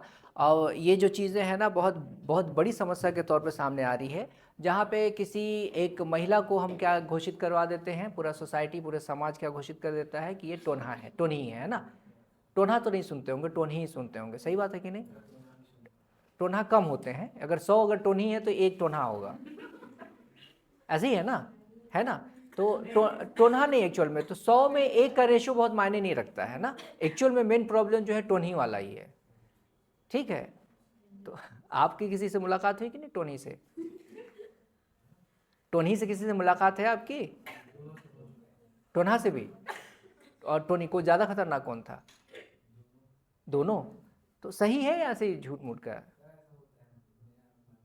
आपका मानना है ऐसा? अच्छा ठीक है, चलिए देखते हैं आप कितने देर तक इस मान्यता को बना के रखते हैं, है ना। और मेरा मेरा मानना है कि ऐसा बिल्कुल नहीं होता है, ये सब बिल्कुल फेक है। मतलब आप ऐसा फील करते हैं कि ऐसा होता है, सही बात है ये, ऐसा कह रहे हैं ना आप, यही बात है ना। ठीक है, कई सारे सवाल पूछे जाएंगे अभी आपसे, इसके बाद बताइएगा है ना। ठीक है, चलिए। तो जो थोड़ा सा ज़्यादा जैसे कहा जाता है ना, घर के जो महिलाएं होती हैं थोड़ा बुज़ुर्ग होती हैं ना, तो वो जो थोड़ा सा कोई अच्छा घर का पर्सन है जो थोड़ा खूबसूरत है, थोड़ा सा लड़की अच्छी है, लड़का अच्छा है, तो उसको बहुत ज़्यादा केयर करते हैं। वहाँ बताते हैं कि उसके यहाँ मत जाना, उसकी नज़र अच्छी नहीं है ना। थोड़ी सी तबीयत ख़राब हो गई तो तुरंत मिर्चा उर्चा सब लेकर एकदम ऐसे ऐसे लेकर पूरा घर धुआं धुआं सब खांसना और सब शुरू हो जाता है ना। ऐसा होता है कि नहीं होता है? होता है ना। तो ये सब चीज़ें होती हैं, आज भी महिलाएं करती हैं ये सारी चीज़ें, उनका विश्वास इतना ज़बरदस्त है ना इस चीज़ पे। चलिए हम लोग बात करते हैं आपके, जब टोनीज प्रथा की बात की जा रही है तो हमेशा जो टारगेट रहती है वो एक महिला होती है। क्यों? क्योंकि सॉफ्ट टारगेट होती है ये। इसको आसानी से क्या बनाया जा सकता है, क्या बनाया जा सकता है, शिकार बनाया जा सकता है। सही बात है ना। एक पुरुष जितना प्रतिरोध कर सकता है, महिला उतना प्रतिरोध नहीं करती है, क्योंकि बहुत सारे सेंक्शंस जो है ना उसके ऊपर लगे रहते हैं, बहुत सारे प्रतिबंध, बहुत सारी बातें उसके लिए उस तरीके से लगाई रहती हैं, और उसमें महिलाओं का भी कंट्रीब्यूशन बहुत ज़्यादा रहता है। सही बात है कि नहीं। महिला भी ज़्यादातर वही विश्वास करती हैं जो पुरुष उनसे विश्वास कराना चाहते हैं। सही बात है ना ये, है ना। तो अब यहाँ समझने वाली बात ये है कि मान लीजिए बस्तर वाला क्षेत्र ऐसा है जहाँ पे कुछ टोन्ही नाम दे करके कुछ महिलाओं को मार भी दिया गया है, और बहुत सारे ऐसे हैं जिनको कि एक तरीके से उनको बाइकआउट किए करके रहते हैं, बड़े मोहम्मद जाना टोनी है इसको, मतलब कुछ भी वो कुछ बात भी नहीं कर सकती है ना। और ज़्यादातर जो टोनी होती हैं ना थोड़ा सा मानसिक रूप से विक्षिप्त होती हैं, ऐसा है क्या? ज़्यादातर थोड़ा सा दिमाग से वो हिली हुई रहती हैं। नहीं, नॉर्मल लोगों के जैसे रहती हैं, लेकिन उनकी कुछ एक्टिविटीज़ जो है अलग, थोड़ा नहीं बहुत डिफरेंट रहता है ना। कैसे आइडेंटिफाई करते हैं कि टोनी है? हाँ, ऐसे करके देखते होंगे ना इस ठीक है तो वही है, मतलब ये है कि ऐसा नहीं है कि वो जो है ना, वो जो है बाद में ऐसा, आप ही अपने में से ही देख लीजिए, बहुत सारे लोग होंगे आपके परिवार में भी ऐसे होंगे जो उनके देखने का अंदाज अलग होगा। कुछ लोग जो है डायरेक्टली नहीं देखते हैं, कुछ लोग जो होते हैं बड़े आँख गड़ा के देखते हैं। सही बात है ना। तो इसका मतलब ये हुआ, समझिएगा इस चीज़ को कि ये क्या है, अपना एक सोसाइटी है ना। सोसाइटी में क्या होता है और ये सोसाइटी क्या है आपका, पैट्रियार्कल है, मतलब पुरुष पुरुष सत्तात्मक समाज है ना, पितृ सत्तात्मक समाज है ना। यहाँ पे पुरुष का ही सारा चलता है, ठीक है ना। अब ये बताइए आप कि कंटेंडर कौन होगी पुरुष की? महिला ही होगी ना। या तो पुरुष हो गए तो महिला हो गई, यही होता है ना। मतलब ये है कि पुरुष के वर्चस्व को कौन चुनौती देगा? महिला देगी। इसका मतलब ये है कि पुरुषवादी समाज में वो सारी व्यवस्थाएं की जाती हैं जिससे क्या हो जाए, जिससे क्या हो जाए, महिला जो है नीचे यानी सेकेंडरी रहे और पुरुष हमेशा ऊपर रहे। यही होता है ना, ठीक है ना। तो आप इस बात को समझिएगा कि सोसाइटी में कुछ लोग ऐसे भी, एक तो पितृसत्तात्मक समाज है, पेट्रियार्कल है ये। दूसरा जो इंपॉर्टेंट चीज़ है कि आपके उस समाज में कुछ बैगा वगैरह होंगे ना, ओझा ओझा इस टाइप के, है ना। और सबसे ज़्यादा उसके बारे में टोनी और इस सारी चीज़ों के बारे में कौन बताता है आपको? वही लोग बताते हैं। और उस समाज में सबसे ऊंचा दर्जा किसका होता है? बैगा का और वो ओझा का, उन्हीं का होता है ना। वो सारी चीज़ें, सारे कस्टम, सारी जो पूजा तंत्र मंत्र, सारी चीज़ें वही करते हैं। आप लोग चढ़ावा किसको चढ़ाते हैं? उसी को चढ़ाते हैं। सही बात है ना। अब यह मान लेते हैं वो बैगा या ओझा जो भी कहते हैं आप अब इसके कुछ फॉलोअर बहुत करीबी के अनुयायी होते होंगे ना, जो इनके आसपास ही हमेशा रहते हैं। सारे काम करते हैं उनके, सारी बातें सुनते हैं, कहीं आना जाना है सारी व्यवस्था वही करते हैं, ऐसे ही होता है ना। ठीक है, तो इनके जो है क्या होते हैं, फॉलोवर भी होते हैं जो इनके चारों तरफ, ठीक है। और इनका सबसे ज़्यादा जो बड़ा काम क्या होता है, इनका महिमा मंडन करना, करते हैं या नहीं करते, करते हैं ना महिमा मंडन। और इसके अलावा जो टोन्ही जो बताई जाती है वो बहुत गरीब तबके से होती है या बड़े अमीर तबके से होती है, मेरा जवाब देते जाइएगा। मतलब बहुत नीचे नीचे तबके की है ना, ज़्यादातर ऐसे ही रहता है, बहुत नीचे, एक आग एक्सेप्शन है ना, उसके लिए बहुत तैयारी करनी पड़ती है ओझा को और बाकी समाज के लोगों को, ठीक है ना। अगर किसी ऊंचे तबके या मिडिल क्लास के भी किसी महिला को अगर इस तरीके से अगर वहाँ पे स्टिग्मा लगाना है, मतलब ठप्पा लगाना है टोन्ही का, तो इसके लिए उनको बहुत ज़्यादा मेहनत करनी पड़ती है, बहुत दूर से उनको सारी चीज़ें करनी पड़ती है, ठीक है ना, बहुत एफर्ट करना पड़ता है। लेकिन नीचे तबके की अगर कोई महिला है ना तो उसको बड़े आसानी से टोन्ही का टैग लगाया जा सकता है, ठीक है ना। बात समझ आई कि नहीं आ रही। अब ये बताइए आप कि यहाँ पे ये बैगा या ये ओझा की अगर हम बात करते हैं तो इस समाज में सबसे ऊपर कौन है, ये, इनके ऊपर बने रहने में टोन्ही लोगों का बहुत बड़ा हाथ है या नहीं है ना। इसका मतलब ये अगर टोन्ही प्रथा को बनाए रखते हैं तो इनका वर्चस्व समाज में बना रहेगा, क्योंकि पूरा समाज जो है अनपढ़ है, आदिवासी समाज है, सही बात है कि नहीं। और उनकी जो मान्यता है इस पे वो सदियों से वही चीज़ें चली आ रही हैं। इसका मतलब ये है कि उनकी मान्यता को और ज़्यादा स्ट्रेंथनिंग कौन करता है, ये बैगा ओझा और उनके फॉलोअर, ठीक। आपने सुना होगा बहुत सारी कि दिवाली की रात को फलाने औरत को मैंने देखा था, वो पूरा सफ़ेद कपड़े में ऐसे ऐसे झूम रही थी नदी किनारे। आपने ये भी सुना होगा कोई ऐसी महिला होगी जो पूरी नंगी थी और वहाँ पे ऐसा कर रही थी वैसा कर रही थी, है ना। इसके अलावा आप देखे होंगे कहीं रोड पे कहीं खास खास जगह पे कुछ फूल और पूजा के कुछ अवशेष वगैरह जैसी चीज़ें रखी जाती थी खास खास जगह पे।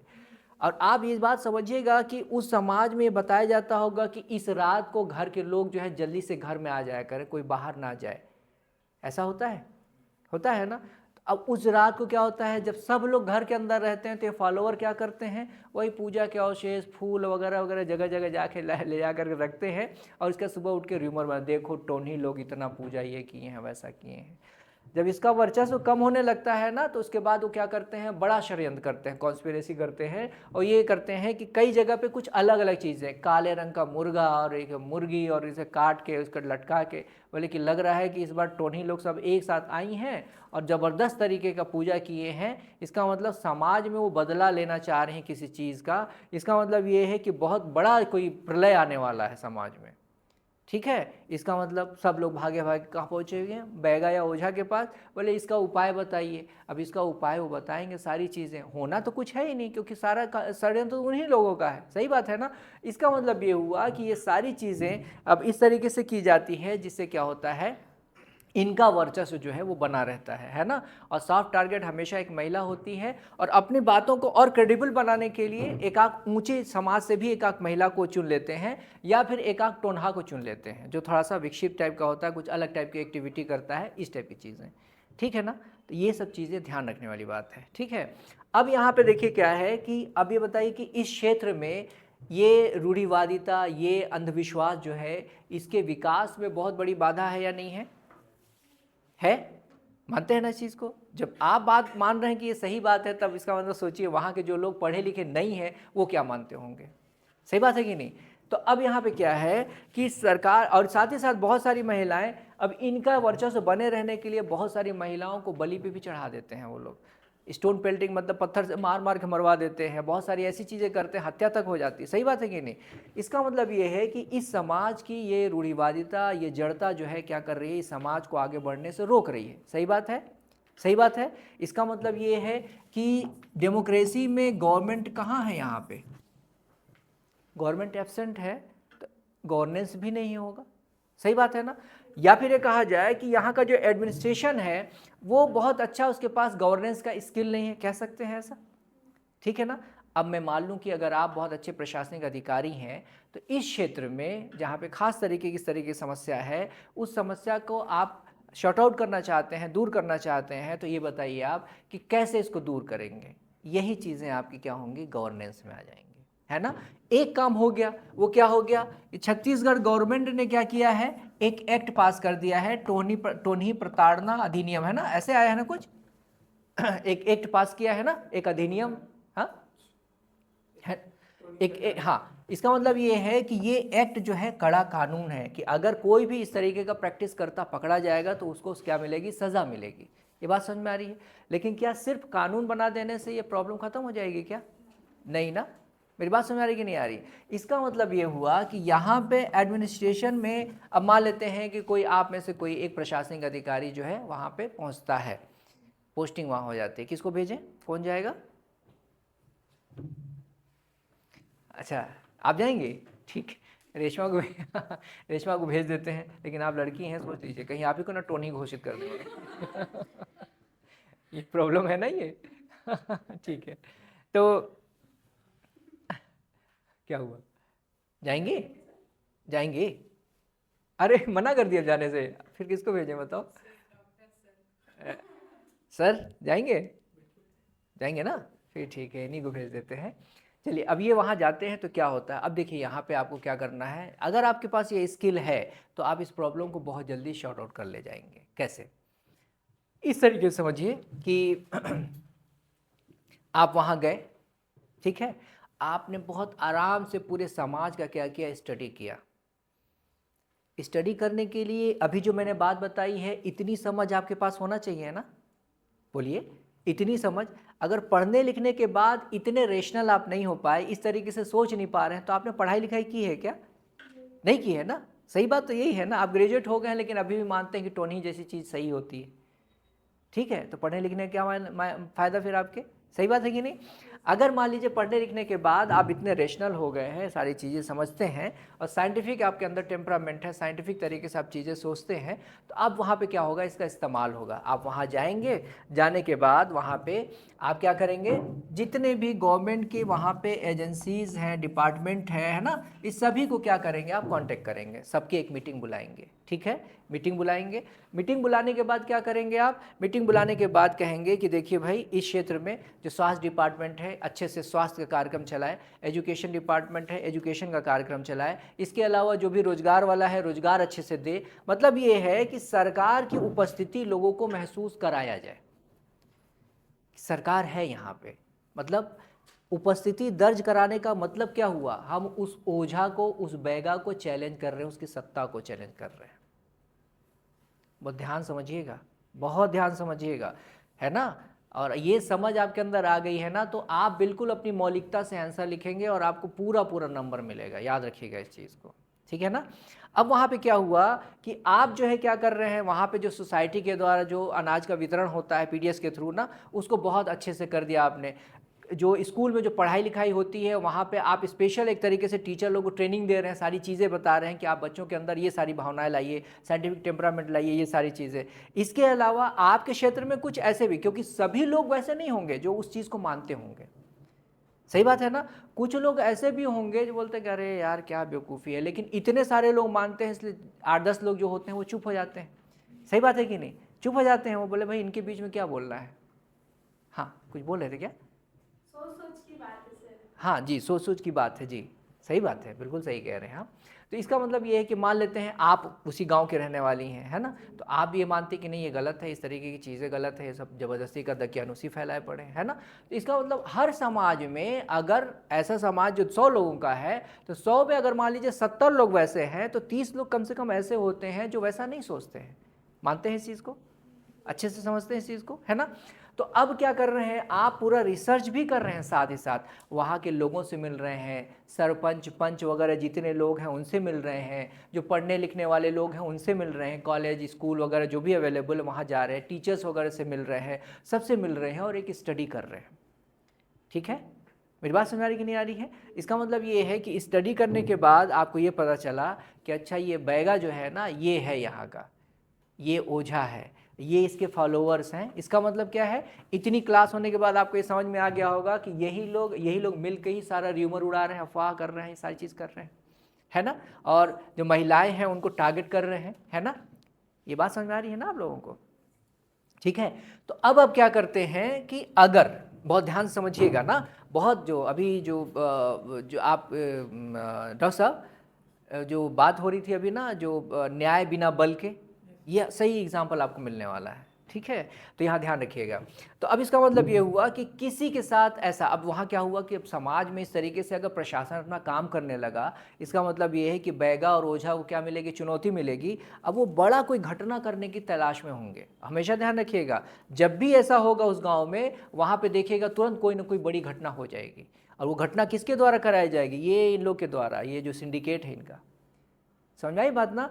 अब क्या होगा कि अब वहां पे क्या कर रहे हैं आप, कि आप इस बात को एक्सपेक्ट कर रहे हैं, एक प्रशासनिक समझदार प्रशासनिक अधिकारी होने के नाते आप एक्सपेक्ट कर रहे हैं कि अब कोई ना कोई बड़ी घटना होने वाली है। ठीक है, और आप हमेशा ताक में रहते हैं। अगर कोई घटना होने वाली है या हो गई है, उसके बाद आप क्या है, ये जो कानून बना हुआ है ना, इस कानून के साथ वहाँ पहुँचते हैं, पुलिस दल बल ले करके सबको अरेस्ट करते हैं और पब्लिकली इतनी कुटाई करवाते हैं, उनकी इतनी कुटाई करवाते हैं कि अब क्या होगा, जो 100 में से जो 70 लोग हैं जो वो मानते थे, और 30 लोग जो थे वो उसको नहीं मानते थे, वो 30 लोग जो है ना, उनके अंदर एक विश्वास, एक ताकत पैदा होगी।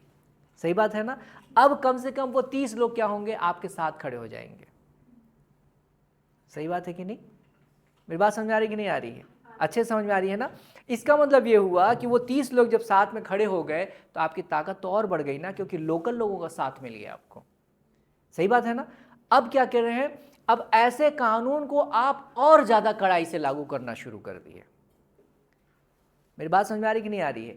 ऐसे कानून को और ज्यादा कड़ाई से लागू करने लगे, और साथ ही साथ वहां पे सरकार की उपस्थिति दर्ज करने के लिए जितने भी प्रोग्राम हैं सरकार के, जितने भी राहत कार्य हैं, जितनी भी चीजें हैं, आप और अच्छे से वहां पे लागू करवाते हैं, ताकि लोगों का विश्वास सरकार पे, उसकी एजेंसीज पे बहुत ज्यादा बढ़ जाए।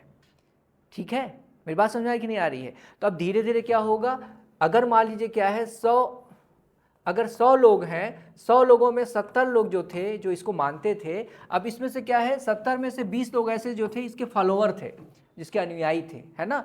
अब ये 20 लोग को छोड़ दीजिए, बाकी ये 50 लोग जो है ना, वो धीरे धीरे उनके अंदर सोच में बदलाव आने लगेगा, क्योंकि अवेयरनेस प्रोग्राम आप लगातार चला रहे हैं, पंचायतों के माध्यम से, आंगनबाड़ी के माध्यम से, आपके जितने भी इस तरीके की एजेंसीज हैं काम कर रही हैं, उनके जरिए से आप क्या करते हैं, अवेयरनेस, जागरूकता जैसी चीज़ बढ़ाते जाते हैं। सही बात है कि नहीं?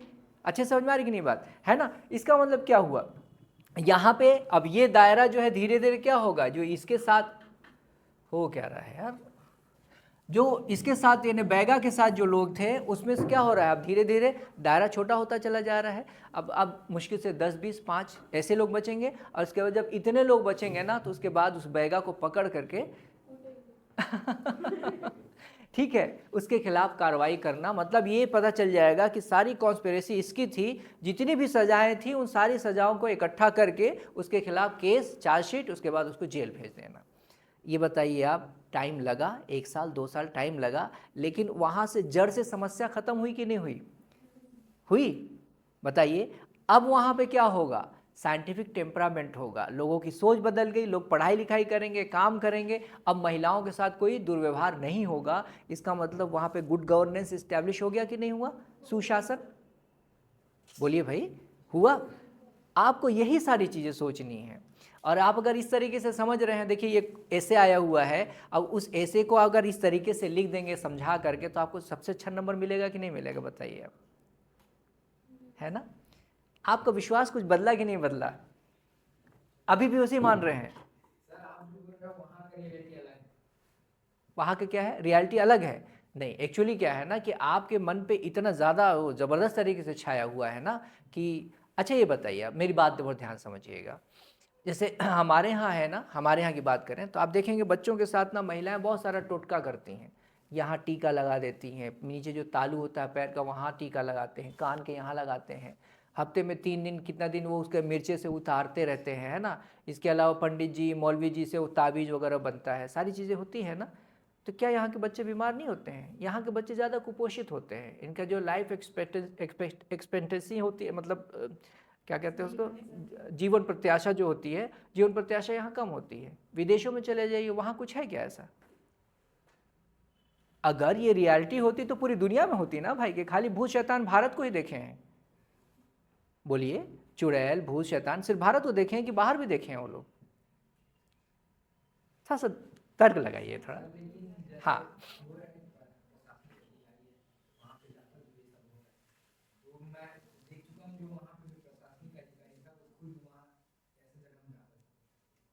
तो भाई ये उस व्यक्ति की गलती है ना।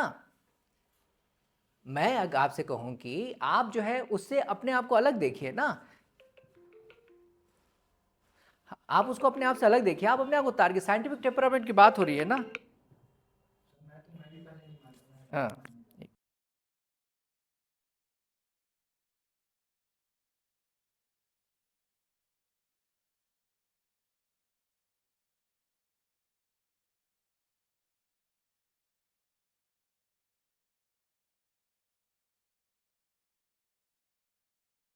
पहले साइंटिफिक टेम्परामेंट की ज़रूरत है। आपको पहले सही और गलत जैसी चीज़ जो है पहले इसको तो पहले डिफाइन करना होगा ना। अगर आप वही चीज़ मान के चल रहे हैं तो इसका मतलब आप कतई नहीं कर पाएंगे वो सारी चीज़ें, और आपको बदलाव करना है, बदलाव लाना है ना। तो अब यहाँ पे देखिए ज़रा, जब इतनी सारी हमने बातें की है ना, तो इतनी सारी बातों में क्या क्या चीज़ें शामिल हुई है ना, हम उसको समझते हैं।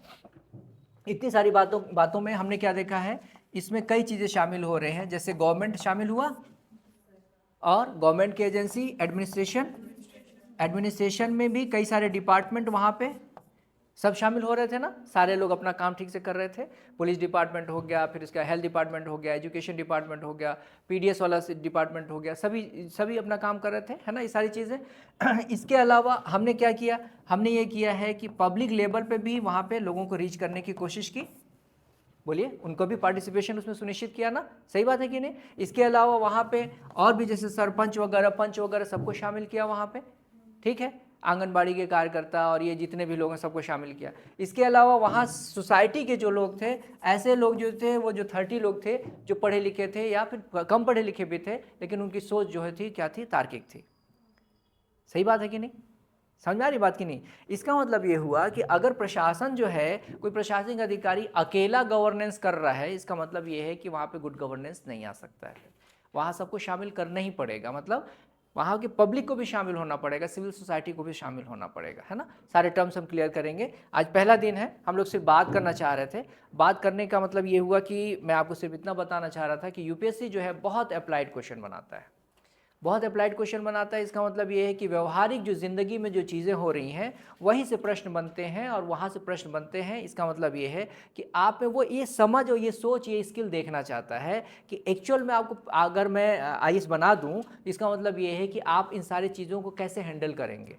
अगर आपके अंदर ये काबिलियत है, ये स्किल है, इसका मतलब ये है कि आपने अपने आंसर के माध्यम से, आपने अपने इंटरव्यू में जो आपने आंसर दिया है वहाँ उसके माध्यम से ये बात प्रूफ कर दी कि आप जो है एक बेहतर प्रशासनिक अधिकारी हैं और आप बहुत अच्छे से चीज़ों को डील कर सकते हैं, हैंडल कर सकते हैं। आपको नो डाउट बहुत अच्छे से सिलेक्शन मिलेगा ही मिलेगा। लेकिन आप रट्टू विद्या बन के, अगर रट्टू तोता बन करके अगर आईएएस बनना चाह रहे हैं तो एक भी क्वेश्चन वैसा रटने वाला नहीं होता, ध्यान रखिएगा इस चीज़ को, ठीक है। तो बहुत अप्लाइड, बहुत बहुत ही ज़्यादा एप्लीकेशन वाला पार्ट पे हमको जोर देना है ना। तो इसीलिए आज जितनी हमने बात की है, उन सारी बातों में जो सबसे ज़्यादा इम्पोर्टेंट था वो ये है कि कैसे उस काम को करना है, ठीक है, कैसे उस काम को करना है ना। इसी बात को मैं थोड़ा सा और आपको कुछ चीज़ें बता दूं, क्योंकि कल जब हम लोग क्लास में मिलेंगे ना, तो कल जब हम मिलेंगे तो इसका मतलब बहुत सिस्टमेटिक वे में आप लोग एक एक चीज़ को हम लोग लेकर के चलेंगे ना, एक एक शब्द को लेकर चलेंगे, एक एक बात करते चलेंगे और सारी चीज़ें आपके पास बहुत अच्छे से समझ में आएगी, ठीक है ना। आज पहला दिन था, तो पहला दिन के बाद मतलब बस सिर्फ इतना था कि एक हम लोग का इंट्रोडक्शन हो जाए, और दूसरा ये था कि एक्चुअल में एप्लीकेशन का मतलब क्या होता है, एकदम मतलब ऐसी चीज़ जो एकदम ग्राउंड रियलिटी पे, एकदम माइक्रो लेवल पे जाके आप चीज़ों समझें, समझ करके आप उसको क्या करें, उसको शॉर्ट आउट कर सकें, ऐसे स्किल की बात हो रही है ना, ठीक है ना। तो इसका मतलब ये है कि आज की क्लास सिर्फ और सिर्फ एक समझ के लिए थी, बाकी हम लोग कल से क्लास प्रॉपर तरीके से चलाएंगे, ठीक है ना। अब यहाँ की जब बात कर रहे हैं, किसकी बात कर रहे थे हम अभी, हाँ ठीक है, चलिए हम लोग जो बात कर रहे थे एक्चुअल में कि एक होता है, देखिए, एडमिनिस्ट्रेशन ना। एडमिनिस्ट्रेशन का मतलब ये है कि जो एडमिनिस्ट्रेशन आप देख रहे हैं वही एडमिनिस्ट्रेशन, ठीक है ना। और दूसरा जो पार्ट होता है उसका क्या होता है, मैनेजमेंट। प्रबंधन जिसको बोलते हैं ना, एक प्रशासन है, एक प्रबंधन है, ध्यान रखिएगा, है ना। तो अब हमेशा ध्यान रखने वाली बात यह है कि अपने यहाँ जब एडमिनिस्ट्रेशन की बात की जाती है तो अगर यूएसए और इंडिया की हम बात करते हैं, एक तरफ आप यहाँ पे इंडिया ले लीजिए, ठीक है ना, इंडिया ले लीजिए, और एक तरफ आप यूएसए ले लीजिए। अब इस फर्क को समझना होगा, अच्छे से ध्यान रखिएगा। आप ये सब फर्क समझ लेंगे ना तो इसका मतलब आपको ये पता चल जाएगा कि यूपीएससी का क्वेश्चन क्या बनने वाला है, ठीक है ना। तो आज बहुत लंबी क्लास अभी नहीं हो पाएगी क्योंकि छुट्टी करनी पड़ेगी, अगली क्लास है आपकी, है ना। तो थोड़ा सा मैं आपको एक चीज़ बता रहा हूँ, यहाँ पे अगर ये जो एक प्रशासन की जो संरचना बनती है ना, तो इसमें क्या होता है, देखिए सबसे जो ऊपर होता है वो यहाँ पे एडमिनिस्ट्रेशन होता है, ठीक है ना, एक एडमिनिस्ट्रेशन होता है, उसके नीचे मैनेजमेंट होता है, ठीक है ना, इसके नीचे मैनेजमेंट होता है, इसके नीचे सुपरविजन होता है जिसको बोलते हैं पर्यवेक्षण, हिंदी में बोलते हैं पर्यवेक्षण, और इसके नीचे शॉप लेवल होता है यानी कार्यशाला स्तर, शॉप लेवल।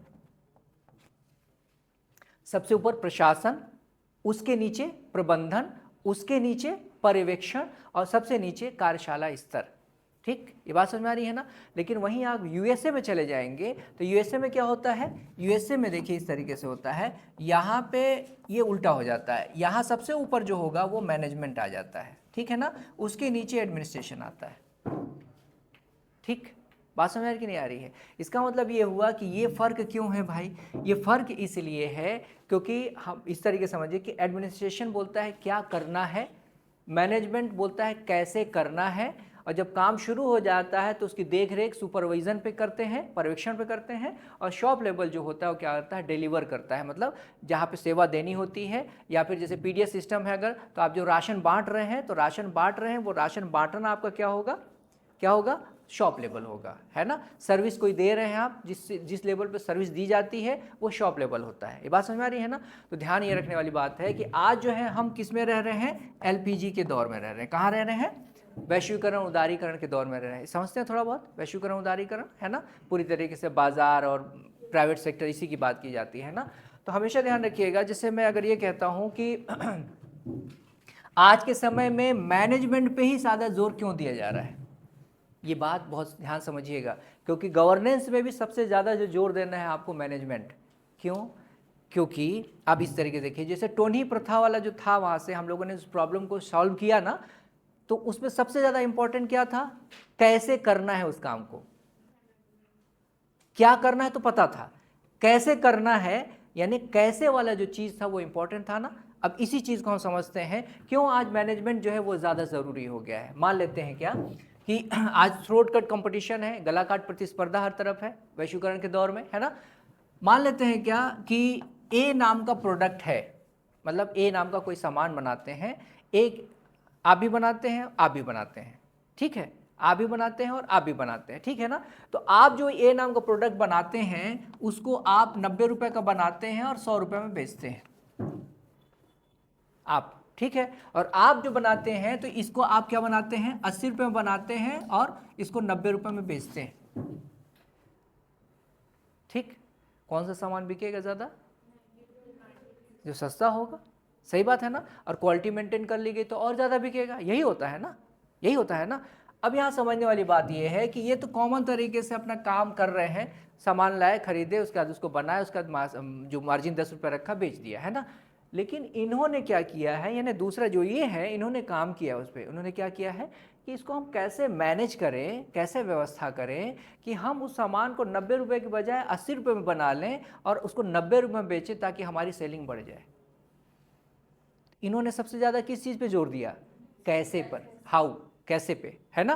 तो ये ध्यान रखने वाली बात है कि मैनेजमेंट का जो मतलब होता है, अगर आप अपनी परिभाषा देना चाहें तो काम करने का वह तरीका, काम करने का वह तरीका जिससे कोई चीज़ हम कम से कम लागत में और कम से कम समय में बना ले और जिससे हम ज़्यादा से ज़्यादा फायदा उठा ले, वो तरीका क्या होता है, मैनेजमेंट कहलाता है, प्रबंधन कहलाता है।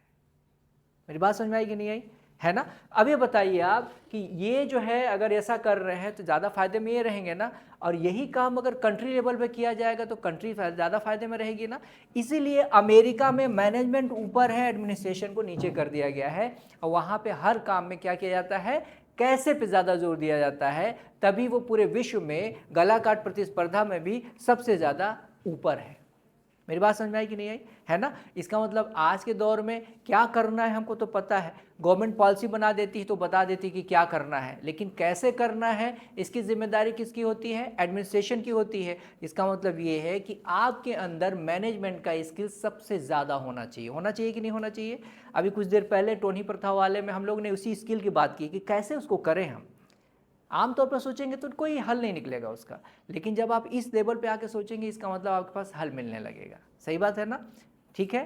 तो एक काम मैं आपको दे करके जा रहा हूँ आज, कोई एक ऐसी समस्या जिसको आप तय करें, उस पर आप अपना मैनेजमेंट वाला स्किल दिखाइए ज़रा, कैसे आप उस चीज़ को सही कर सकते हैं। जैसे एक मैं ही बता देता हूँ आपको। जैसे एक कोई ऐसा क्षेत्र है जहाँ पे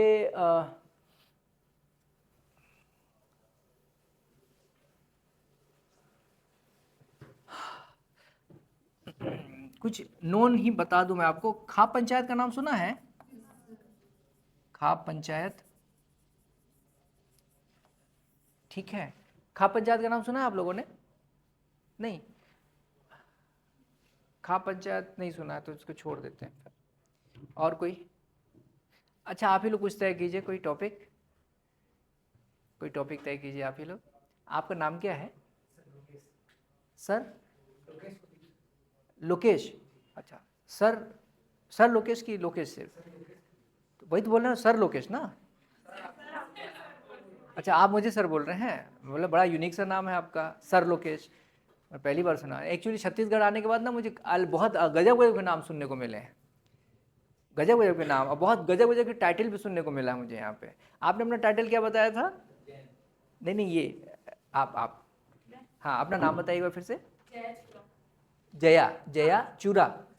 तो चूरा जैसे है ना, तो ये चूरा से छूरा, वो वाला रामपुरी छूरा, बाप रे। तो ये सारे टाइटल ना बाकी जगहों पे मैंने नहीं सुने हैं, जबकि मैं लगभग इंडिया में हर जगह गया हूँ, है ना, मतलब। अच्छा, ओके, आप उड़ीसा अच्छा, ओके, उसमें बुरा नहीं मानना है ना, इसमें कुछ ऐसा नहीं है कि, है ना। हाँ, तो सबका अपना अलग अलग है, लेकिन जो जितने टाइटल मैंने यहाँ सुने हैं, नाम अलग अलग टाइप के सुने हैं मैंने, है ना। फालेंद्र, खिलेश्वर, और इसी टाइप के बहुत सारे नाम मैंने सुने हैं ना। तो ठीक है, मतलब इसमें वो नहीं है, आपको कुछ ना कुछ बैकग्राउंड में सारी चीज़ें होती है, उसी हिसाब से सारी, हर जगह अलग अलग है सिचुएशन, है ना, हर जगह कल्चर अलग अलग है। तो कोई ऐसा कोई टॉपिक आप लोग चुन के बता नहीं रहे मुझे, आपकी क्या, किस पे आप अपना गवर्नेंस वाला स्किल दिखाएंगे? सामान्य समझ पे लिखना है बस। कल से हम लोग एकदम जाएंगे, पूरा एकदम टॉपिक पे अंदर आएंगे हम लोग, है ना। आज पहला दिन था इसलिए बहुत ज़्यादा मैं डिटेल में वैसा नहीं जाना चाहा। बताएं आप कोई भी ऐसा। हाँ, हाँ, उस पे ही रख लेते हैं, है ना, उसी पे रख ले। जो बस्तर में जो एक जो चल रहा है, जो ट्राइब्स और गवर्नमेंट के बीच में एक वहाँ पे, है ना, तो वो जो समस्या है, बहुत बड़ी समस्या हमारे सामने आई हुई है, उसको कैसे, या फिर नक्सलवादी, छत्तीसगढ़ में नक्सलवाद वाली समस्या जो है, कोई भी ऐसी समस्या जो है, आप उसको लीजिए और उसके में गवर्नेंस अपना लागू करके दिखाइए, अपना स्किल दिखाइए कि कैसे उसको सॉल्व करेंगे। ठीक, तो ये कब तक मिलेगा मुझे आंसर? मतलब ऐसा मत कीजिएगा कि फिर आने ही छोड़ दें। अरे आंसर कौन लिख के जाए, जाए मत जाते, मैं नहीं तय नहीं जाता, मैं नहीं जाऊँ जाते। इस टाइप से कुछ। चलिए, एक हफ्ता रख ले, मतलब मंडे को रख लें क्या? मंडे को, है ना, मंडे को रख लेते हैं। मंडे को रख करके कोशिश करते हैं, आप लोग जितना कर पाएंगे आप करने की कोशिश कीजिएगा। टाइम देना पड़ेगा, ध्यान रखिएगा आप, आधा घंटा 1 घंटा आपको बैठना पड़ेगा कि इसमें सोचिए। मैंने आपको तरीका बताया है कैसे सोचना है आपको, है ना। अब उसके एकदम बिल्कुल माइक्रो लेवल पर जाके चीज़ें सोचना समझना शुरू करेंगे तो अपने आप समस्या का हल मिलने लगेगा, है ना। तो आपको ये काम करना होगा और आज से शुरू कर दीजिए, अगर आपने सपना देखा है IAS बनने का। और आपको मेरी बात तब ज़्यादा अच्छी लगेगी जब आप PYQs देखेंगे, जो पिछले साल के जो क्वेश्चन आए हुए हैं ना, है ना, तो सारे क्वेश्चन देखेंगे तो अपने आप बातें समझ में आने लगेगी कि यार एक्चुअल में हमको इसी तरीके से पढ़ाई करनी है। ठीक है, तो ये सारी चीज़ें हैं। चलिए फिर हम लोग मिलते हैं कल, है ना।